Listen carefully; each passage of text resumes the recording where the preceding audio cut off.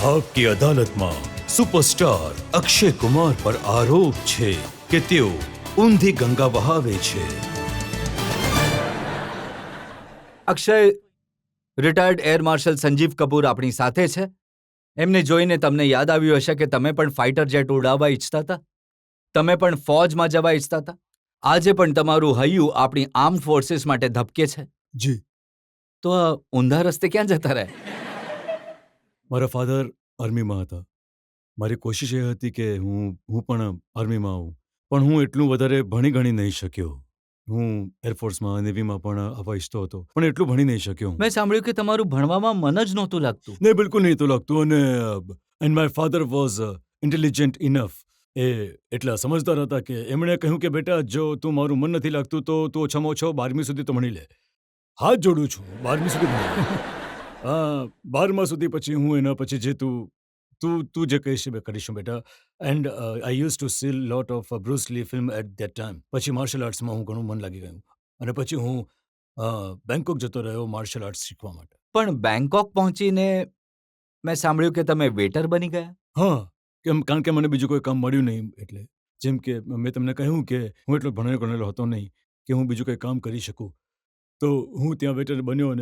અને પછી શેફ બન્યા, તમે સમોસા નહીં, બનાવ્યા. નહીં, શેફ નહીં હતો હું, વેટર. અને એ મતલબ નહીં, એ નાનકડા ધાબા જેવું હોય છે ને ત્યાં તો ત્યાં મેટ્રો ગેસ્ટ હાઉસ કરીને હતું, ત્યાં હું કામ કરતો હતો. અને ત્યાં સવારથી લઈને સાંજ સુધી હું કામ કરતો હતો. રાત્રે જઈને આઈ યુઝ ટુ પ્રેક્ટિસ થાઈ બોક્સિંગ ઓન સ્ટ્રીટ. તો ત્યાં શીખીને પછી સૂઈ જતો હતો. તો આ લગભગ 3-4 વર્ષ આમ ચાલતું રહ્યું. તો માર્શલ આર્ટ્સ શીખીને તમે જ્યારે આવ્યા, એના પછી તમે પ્રયત્ન કરી રહ્યા હતા કે મોડેલ બની જાઓ. હું માર્શલ આર્ટ શીખતો હતો. કોઈ છોકરાને તો એના ફાધરે મને કહ્યું, who was the model coordinator. કહ્યું તો લાંબો પોડો તો છે, કેમ નથી બની જતો મોડલ કેમ નથી બનતો? એન્ડ એમણે મને રસ્તો દેખાડ્યો કે તું કરી લે, તું એક મિનિટ એક કામ કરી લે, તું આવી ફલાણી જગ્યાએ કોલાબા સાઈડ પર તું જતો રહે, તો તું ત્યાં આવી જા. અને મને યાદ છે કે મેં નોવેલ્ટી ફર્નિશિંગ શોરૂમનો હું મોડલ બન્યો હતો, અને એના માટે મને લગભગ 21,000 રૂપિયા મળ્યા હતા.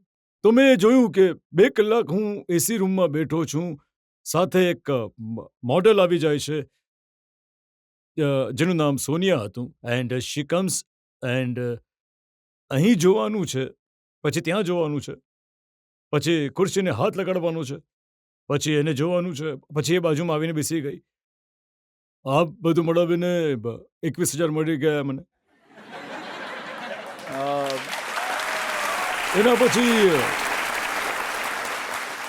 એના પછી મેં વિચાર્યું કે આ તો કમાલ છે. હું આખો મહિનો મહેનત કરું છું, માર્શલ આર્ટ શીખવાડું છું, મારી 5-6 હજારથી વધારે આવક થતી નથી. આ 2 કલાકમાં એસી રૂમમાં બેસીને 21,000 રૂપિયા મળી ગયા. ના, તમે એ નથી જણાવી રહ્યા કે 2 કલાક એસી રૂમમાં બેસીને છોકરીને ખોળામાં બેસાડવાના 21,000? નહીં, હા, ખોળામાં બેસાડવાનું એટલે કે જુઓ, ઓછામાં ઓછા ત્યાં 200 થી 250 લોકો હોય છે. હવે ખોળામાં બેસાડીને પણ શું થવાનું છે? નહીં, મતલબ બધા લોકો છે ત્યાં. એન્ડ સો ત્યાર પછી મોડલિંગ કરવા લાગ્યો, અને પછી મને ફિલ્મ મળવા લાગી. એ સાચું છે કે તમને સૌથી પહેલા ગોવિંદાએ કહ્યું હતું કે તું હીરો કેમ નથી બની જતો? જે બિલકુલ. આ એક ફોટોગ્રાફર હતો જેનું નામ હતું જય શેઠ. તો જય શેઠ જે હતો એની પાસે હું એઝ અ લાઇટમેન કામ કરતો હતો એની સાથે. અને પછી મોટા મોટા એક્ટર્સ આવતા હતા. ગોવિંદાજી આવતા હતા, સંગીતા બિજલાનીજી, જેકી શ્રોફ હતા, અનિલ કપૂર સાહેબ હતા, અને એ બધાના હું ફોટોઝ એટલે કે લાઇટિંગ કરતો હતો એના ચહેરા પર. તો ત્યારે મને ગોવિંદાજીએ એમને કહ્યું કે એ તું ચાંગલા હે રે, હીરો બની જા, હીરો અચ્છા રહેગા. તો એ પહેલા વ્યક્તિ હતા જેમણે કહ્યું હતું. અને એના પહેલાં મને યાદ છે કે એક બીજી વાત, જ્યારે હું 7મા ધોરણમાં ફેલ થયો હતો. શું એમાં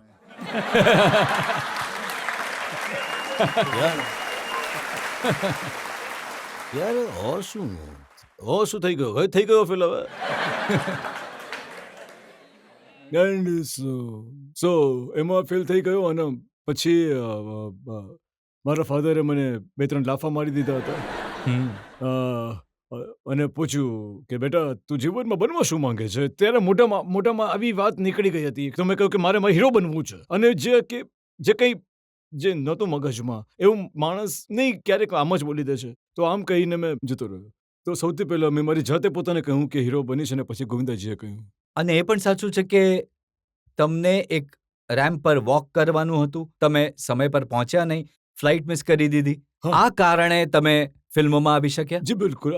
હું આ કારણે થયું કારણ કે મને બહુ મોટી એકચ્યુઅલી મને ખોટી ધારણા થઈ ગઈ હતી કે મારે સવારની ફ્લાઇટ લેવાની હતી પણ હું સમજ્યો કે સાંજની લેવાની છે 6 વાગ્યાની. તો હું સવારે રેડી નહોતો. તો એ માણસે મને કહ્યું કે ફોન કરીને કહ્યું હતું, "you are very unprofessional person that you have not come." મેં કહ્યું, "સોરી, મારાથી ભૂલ થઈ ગઈ. હું સમજ્યો નહીં કે સાંજની ફ્લાઇટ છે." નહીં, અને એ તો જતો રહ્યો અને તેમ છતાં મને યાદ છે હું મોટરસાયકલ લઈને ગયો. ત્યાં ગયો એરપોર્ટ પર પણ ત્યાં સુધી ફ્લાઇટ જતી રહી. ત્યારે ઘણો ઉદાસ થયો હતો. ઘરે આવ્યો હતો પછી થોડો ઘણો રડવા જેવો ચહેરો થઈ ગયો હતો. હું કંઈક 21 વર્ષનો હતો ત્યારે. એન્ડ પછી માતાજીની પિતાજીએ જોયો મને. મમ્મીએ કહ્યું કે બેટા ચિંતા નહીં કર. જો રબ જો કરતા હૈ, પંજાબીમાં કહ્યું હતું, રબ જો કરતા હૈ ચંકા કરતા હૈ. તો પછી એક્ઝેક્ટલી પછી હું એ દિવસે જ પોતાની ત્યારે જે છે ને રજતજી આટલા મોટા ફોટાઓ લઈને જવું પડતું હતું પ્રોડ્યુસર પાસે, ડિરેક્ટર પાસે બતાવવા માટે. આટલા મોટા ફોટાઓ લઈને જવું પડતું હતું. પોર્ટફોલિયો પોર્ટફોલિયો જેને હાથમાં લઈને માણસ બસમાં જઈ રહ્યો છે. અને પછી ત્યાં ગયો હું નટરાજ સ્ટુડિયો. તો ત્યાં પછી ફરી રહ્યો હતો તો જોઈ રહ્યો હતો પ્રોડ્યુસર્સને મળી રહ્યો હતો. ત્યારે મને એક મેકઅપ મેન જેમનું નામ છે નરેન્દ્ર દાદા, એમણે જોયો મને. એ મિસ્ટર પ્રમોદ ચક્રવર્તીજીના મેકઅપ મેન હતા. એમણે મને જોયો અને કહ્યું કે તને હીરો બનવું છે? મેં કહ્યું હા. તો કે પછી લાવ તારા ફોટો લાવ. મેં ફોટો જ આપી દીધા. તો પછી એમણે કહ્યું કે હું આવું છું. તો એ રૂમમાં જતા રહ્યા, દાદાને મળ્યા. તો દાદાને મારો ફોટો દેખાડ્યો. તો દાદાએ ફોટો કદાચ એમને સારી લાગી હશે અને ત્યારે મને અંદર બોલાવવામાં આવ્યો અને એ જ સમયે દાદાએ મને 5,000નો એક ચેક આપ્યો. હું રજજી સાચો કહું છું, જો માણસનું સંક્ષેપ કેવું પલટી જાય છે. અને એક એક્ઝેક્ટલી જે ફ્લાઇટ મને જે સવારે 6 વાગ્યાની પકડવાની હતી અને મને 6 વાગે હાથમાં એક ચેક મળ્યો અને મેં એ ચેક લીધો અને એક્ઝેક્ટલી ત્યારે 6 વાગી રહ્યા હતા. And I thought to myself કે થિંક ઉપરવાનું કે મારે આ ફ્લાઇટ નથી પકડવાની હતી. I had to be unprofessional and then I got this flight. And જુઓ, ઉપરવાળાનું તો એવું છે કે જ્યારે તમે ફેલ થાવ છો ત્યારે તમને હીરો બનાવે છે. નહીં, પછી જુઓ, ફ્લાઇટ જુઓ, પકડવામાં ફેલ થયા, હીરો બની ગયા. જો હું તમને કહું છું, દરેક માણસનું પોતપોતાનું નસીબ હોય છે. હું ઘણીવાર સ્ટુડિયોઝની બહારથી પસાર થાઉં છું, જોઉં છું ઘણા લોકો ત્યાં ઊભા હોય છે to become an actor and they are much better looking than me and they are much more talented than me. But ફરક માત્ર એટલો હોય છે કે મારા લકમાં હતું કે મારા નસીબમાં મળી ગયું. આઈ ડોન્ટ નો અહીંયા કેટલા લોકો એ વાત માનશે કે માણસના જીવનમાં હાર્ડવર્ક જે જરૂરી છે, ઘણું જરૂરી છે, પણ લકનું પણ હોવું એનાથી પણ વધારે જરૂરી છે. તો સાચા સમયે તમે સાચી જગ્યા પર અને યોગ્ય લોકોને મળો તો તમારું નસીબ આપોઆપ બદલાઈ જાય છે. તો આ મારી સાથે થયું હતું. I wouldn't deny that.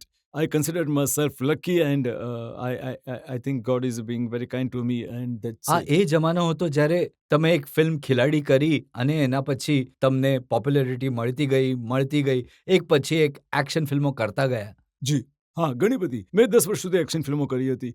પછી હું પોતે બોર થઈ ગયો હતો પોતાની જાતને. કારણ કે જ્યારે હું સેટ પર જતો, કોઈને કોઈ ફાઇટ કરાવી રહ્યા હતા મારી પાસે, કિક મારી રહ્યો છું, આ કરી રહ્યો છું, સ્ટન્ટ કરી રહ્યો છું, જમ્પ મારી રહ્યો છું. હા, મારું નસીબ જે છે, મને સફળતા મળી એ એક્શનને કારણે મળી.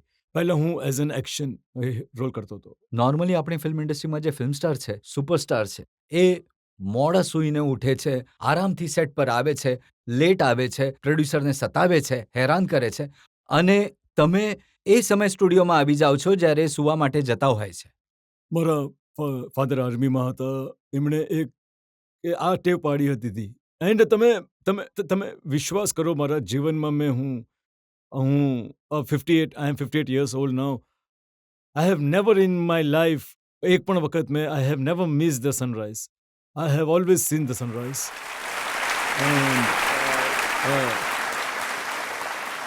સવારે ઉઠવાથી માણસની એનું નસીબ આપમેળે જ ખુલવા લાગે છે ને જાગવાથી. આ માત્ર એ થાય છે કે સમયની રાહ જોવું પડે છે.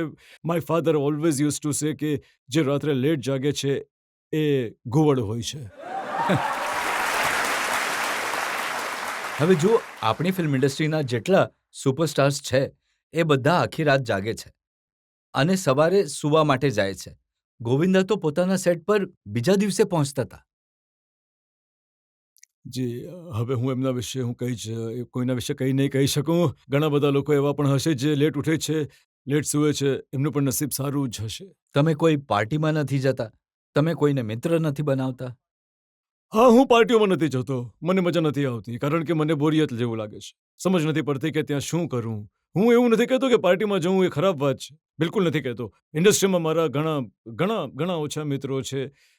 મારા જે પણ મિત્રો છે એ મારા સ્કૂલના મિત્રો છે. આજથી લગભગ 40 વર્ષ પહેલાના જૂના મિત્રો છે મારા. 40-50 વર્ષ પહેલાના મિત્રો છે મારા બધા. ડ્રિંક નથી કરતા તમે? હા, હું નથી કરતો. સોરી, હું નથી કરતો. સલમાનને તમે એક દિવસ કહેતા હતા કે જો હું એક ગ્લાસ વાઇન પી લઉં તો આઉટ થઈ જાઉં છું. હા, મને યાદ છે મેં 10th એનિવર્સરી હતી મારી અને મારી વાઈફની, અને ત્યારે મેં આટલી વાઇન પીધી હતી અને હું મારી ઓકાત પર આવી ગયો હતો.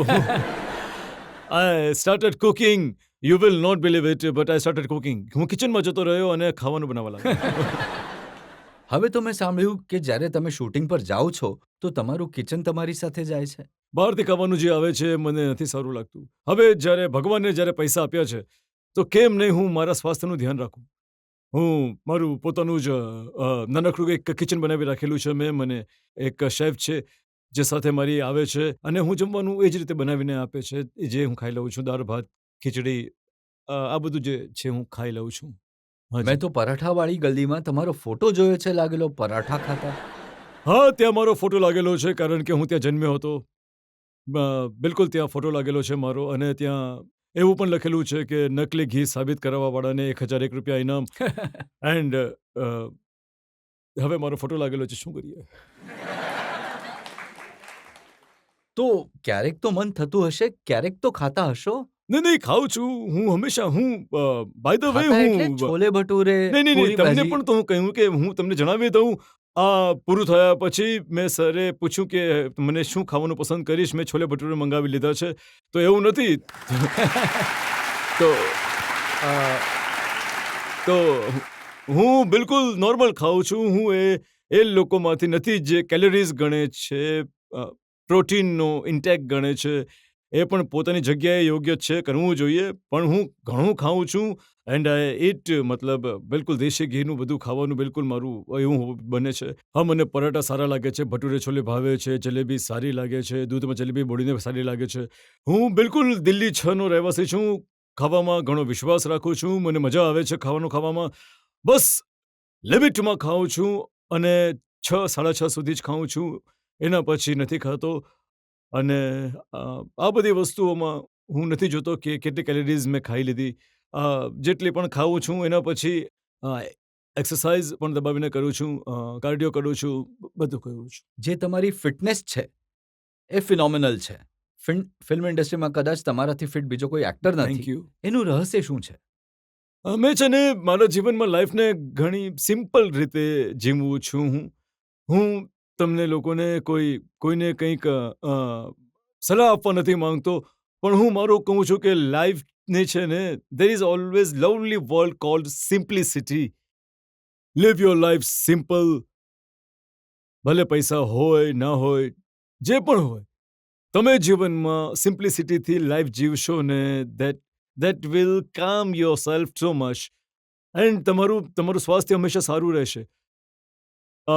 Low blood pressure, high blood pressure, diabetes, stress, these are all, આ બધું તમે પણ જાણો છો, બધા જાણો છો કે આ સ્ટ્રેસ જે હોય છે એ આપણા ભારત દેશને જે છે ઘણો માર પહોંચાડી રહ્યો છે.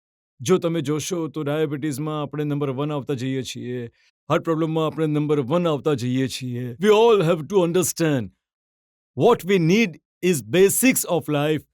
The basic of life is just be simple in your living. Stop taking stress. Think the best is think positive. ધ્યાનથી વિચારો, કોઈના વિશે ખરાબ નહીં વિચારો. Don't try and take. કોઈની નિશાસા નહીં લો, અને લાઈફને તમે જેટલી સિમ્પલ રીતે જીવશો. અને સૌથી કમાલ છે, હજી એક વાત છે, સેવા ભાવ હંમેશા રાખો. તમારું સ્વાસ્થ્ય ક્યારે ખરાબ નહીં થાય, ક્યારે પણ ખરાબ નહીં થાય. હવે ફ્રાઈડેના ફિલ્મ રિલીઝ થવાની છે, જી. કરોડો રૂપિયા સ્ટેક પર છે, સ્ટ્રેસ નહીં થાય તમને? નહીં થશે, એટલે પણ એવો સ્ટ્રેસ નહીં કે હું મારું માથું પકડીને બેસી જાઉં, દિવાલો પર માથું પછાડું. મને એવું છે કે ફ્રાઈડે, સેટરડે, સન્ડે જો મારી ફિલ્મ નહીં ચાલી, ફ્રાઈડે, સેટરડે, સન્ડે થોડો ઉદાસ રહું છું, ઘરમાં ચૂપચાપ રહું છું. પછી એમાં વિચારું છું કે શું ખોટું થયું હશે, અને એના પછી નિર્ણય એવું છું કે હવે થઈ ગયું, 3 દિવસ થઈ ગયા. You have been quite and now it's Monday. You have to go back to another producer, start working for my next film. That's it. Because these things are... Because I tell you, these things are not in your hand. સફળતા મેળવવી એ આપણા હાથમાં નથી, આ કુદરતના હાથમાં છે, અને જે આપશે એ સ્વીકારીશ, નહીં આપે એ પણ સ્વીકારીશ. જનતામાંથી સવાલ લઈ શકીએ આપણે? તમે ઘણી બધી હિરોઈન સાથે કામ કર્યું છે. તમારી ફેવરેટ હિરોઈન કોણ છે? મારી ફેવરેટ હિરોઈન, મેં ઘણી બધી હિરોઈન સાથે, એકચ્યુઅલી બધા સાથે જ કામ કર્યું છે. કેટરીના.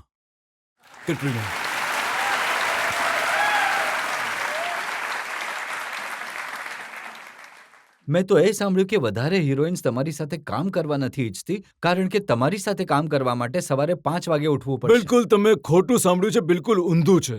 તમે કોઈ પણ હિરોઈન્સને પૂછો, they are so happy to work with me. હમણાં જ હાલમાં મેં જ્યારે ગુડ ન્યૂઝ પણ કરી હતી, તો કરીનાએ પોતાના હસબન્ડને કહ્યું હતું, સાહેબને, યાર આ મજા આવે છે, સવારે 8 વાગે પહેલો શોટ લાગી જાય છે, 11:30, 12:30 વાગ્યા સુધી પેકઅપ થઈ જાય છે, હું ઘરે આવી જાઉં છું, I can be with my children. So એનાથી વધારે વાત શું હોઈ શકે? માણસે સવારે કામ જેટલું જલ્દી જુઓ, સવારનો ફાયદો શું છે? સવારનો ફાયદો એ છે કે તમને ટ્રાફિક નથી મળતો, તમે જલ્દીથી શૂટિંગ પર પહોંચી શકો છો, કામ પર પહોંચી શકો છો. અને જ્યારે તમારું પેકઅપ થઈ જાય છે, એટલે કે 1:30-2 વાગે, ત્યારે આવતી વખતે તમને ફરીથી ટ્રાફિક નહીં મળે, કારણ કે ટ્રાફિક હોતો નથી એ વખતે, ઘણા ઓછો લોકો હોય છે. ટ્રાફિક અવર્સ, જેમ કે તમે બધા જાણો છો કે 4 કે 5 વાગે ટ્રાફિક શરૂ થઈ જાય, તો અને પછી આખો દિવસ તમને ફ્રી મળી જાય છે, અને તમે તમારા ફેમિલી સાથે રહી શકો છો, દોસ્તો સાથે રહી શકો છો, જે પણ તમે કરવા ઈચ્છો તમે કરી શકો છો. I think that is what has happen. જો હિરોઈન્સ બધી જ કામ કરવા ઈચ્છે છે મોટી, તો પછી તમે દરેક ફિલ્મમાં નવી હિરોઈન કેમ લો છો? 22થી જુઓ, એ હિસાબથી જો તમે જોવા જઈએ તો હું નવા ડિટેક્સ પણ લઉં છું, and I am very proud of that. Why not? Because I find them so greedy for work. હું નવા ડિરેક્ટર્સને લઉં છું, હું એમના ચહેરા પર જોઉં છું, કેમ નહીં આપું હું તમને? I am very proud that I have worked with 26 new directors. I have got them on this industry. I worked with 20, 22, 23 heroines, new heroines. They have come in this industry. Why not? આ શું વાત થઈ ગઈ કે હું જૂના સાથે જ કામ કરતો રહું, બાકીના નવા લોકોને કોઈ ચાન્સ જ નહીં આપું? તો આ તો ખોટી વાત થઈ ગઈ. ના, અમુક લોકો તો એમ કહે છે કે જ્યારે આઉટસ્ટેશન શૂટિંગ થઈ રહ્યું હોય છે, તો સવારે 5 વાગે જઈને બધાના દરવાજા ખખડાવો છો કે ઉઠી જાઓ. નહીં, હું એવું શા માટે કરું? એવું કેમ કરીશ? હું કામના કોઈના દરવાજા ખખડાવું? હું કોઈ પ્રોડક્શન મેનેજર થોડી છું કે લોકોના દરવાજા ખખડાવીશ કે ભાઈ ચાલો રેડી થઈ જાઓ. ગુલશન ગ્રોવરે એક ઇન્ટરવ્યુમાં કહ્યું કે આ ઉઠાવી દે છે સવારમાં. ગુલશનને ક્યારે એણે કંઈ કહ્યું હશે કે ભાઈ મને ઉઠાડી દેજે ભાઈ? તો ઉઠાડી દીધો હશે 2 દિવસે. હવે એણે આ આદત સમજી લીધી હશે, હવે હું રોજ ઉઠાડવાનો છું કે ખોટી વાત છે ભાઈ? તો પછી તો વધારે દિવસો તો એ સૂતા જ રહી જશે. નહીં, હું આવી જાય છે બધા. જ્યારે તમને એક વાત કહું સર, જ્યારે શૂટિંગ હોય છે, જો તમારું મેઇન એક્ટર યોગ્ય સમય આવી જાય તો આખો સ્ટાફ જે છે, બધા લોકો જે છે, બાકી એક્ટર્સ જે છે, બધા ટાઈમ પર આવી જાય છે. રજાજી, તમે જો પણ જોયું હશે, તમારી ઓફિસમાં તમે ટાઈમ પર આવી જાઓ છો તો તમારી ઓફિસવાળા પણ ડરના માર્યા યોગ્ય સમય પર ઓફિસ આવી જાય છે, કારણ કે આપણો બોસ આવી ગયો. આ તો થશે જ થશે. જો બોસ સુસ્તી બતાવશે તો તમારી આજુબાજુના લોકો પણ સુસ્ત થઈ જશે. આ તો એક નોર્મલ વાત છે. એક જમાનો એ હતો જ્યારે એક પછી એક તમારી ઘણી ફિલ્મો, તમારી 10-12 ફિલ્મો ફ્લોપ થઈ ગઈ હતી. ત્યારે તમને સ્ટ્રેસ થયો હતો? ત્યારે તમે હેરાન થયા હતા? રજતજી, તમે તે વાત ખોલી રહ્યા છો. એ વાત નથી કરી રહ્યા લોકોને કે એક જમાનો જ્યારે 14 ફિલ્મો હિટ પણ થઈ હતી. એટલે હું એ જમાનાની વાત નહીં, કરું નહીં, છું કોઈ વાંધો જ્યારે નહીં. મને ખબર છે આ અદાલત છે, મારા પર કેસ છે, કેસ ચાલવો જોઈએ અને નેગેટિવ વસ્તુ પર જ થવાનો છે. પોઝિટિવ તો છોડો, એને તો કઈ જોઈ શકે. તો ઠીક છે. હાજી, મારી એવું એકવાર નહીં રજતજી, મારી સાથે 2 કે 3 વાર એવું થયું છે જ્યાં કન્ટિન્યુઅસલી મારી 8-9 ફિલ્મો નહીં ચાલી, ક્યારેક 10 ફિલ્મો નહીં ચાલી. પછી ઘણીવાર એવું પણ થયું છે કે 14-14, 16-16 ફિલ્મો એક સાથે ચાલી છે. તો એ થતું રહે છે યાર. ઉતાર ચઢાવ તો થતા રહે છે, પણ સ્ટ્રેસની વાત છે. સ્ટ્રેસ થયો નહીં. હા, એ જરૂર થયું હતું કે એક સમય જ્યારે મારી ફિલ્મો નહીં ચાલી રહી હતી, તો મેં વિચાર્યું કે હવે હું શું કરું. લગભગ 14-15 ફિલ્મો નહીં ચાલી રહી હતી. તો I thought may be I am not cut out for this. તો કંઈક ને કંઈક તો કામ કરવાનું છે. તો ત્યારે મારો એક મિત્ર હતો કેનેડામાં. તો એણે કહ્યું કે તું અહીંયા આવી જા, અહીંયા કામ કરીશું, સાથે કંઈક કરીશું, અહીંયા બિઝનેસ કરીશું. એનો કોઈ બિઝનેસ હતો, કાર્ગોનો બિઝનેસ હતો. તો મેં જઈને પછી મેં કહ્યું કે ચાલો ત્યાં જઈને, અને મારી ફિલ્મો લાસ્ટની 1-2 ફિલ્મો રહી ગઈ હતી, તો મેં પૂરી કરી અને હું જતો રહ્યો ત્યાં. પછી ત્યાં થોડું કામ કરવા લાગ્યો હતો. ત્યાં સુધીમાં એ ફિલ્મો રિલીઝ થઈ ગઈ હતી અને હિટ થઈ ગઈ. પછી આગલી વાળી પણ એ પણ હિટ થઈ ગઈ.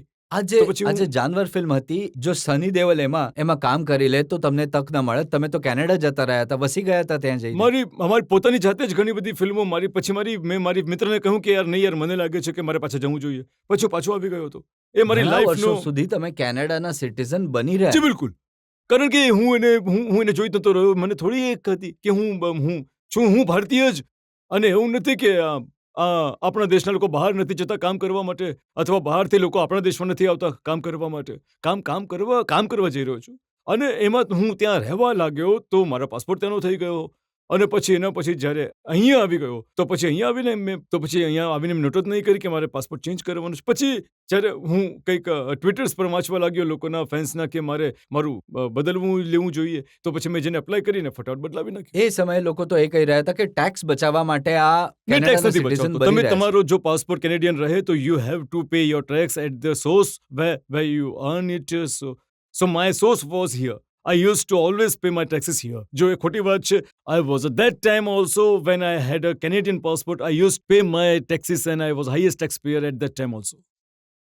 તો હવે તમે ભારતના નાગરિક બની ગયા છો પ્રોપરલી. જી બિલકુલ. આજથી 2 વર્ષ પહેલા. અને આમ પણ હું ભારતીય જ હતો. હું કશે ગયો નહોતો.